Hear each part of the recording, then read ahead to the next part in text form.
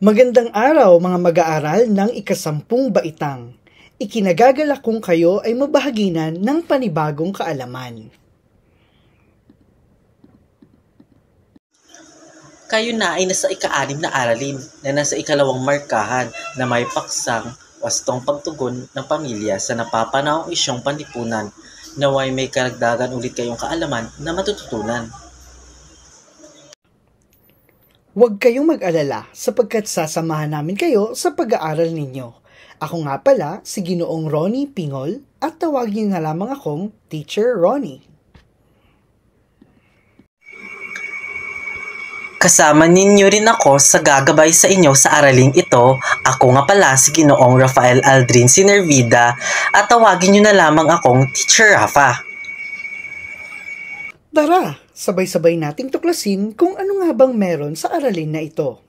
Tayo ay mag-isip, makiramdam at gumawa ng mga gawain. Para sa ating paunang gawain, iba't ibang pangyayaring pampamilya ang iyong mababasa. Piliin lamang ang angkop na tugon sa bawat issue. Gagamitin natin ang Froggy Jumps ng Educa Play sa iyong pagpipili. At para naman sa pangunahing gawain, susuriin ninyo ang tatlong mga sitwasyon kung ito ba ay problema o hindi.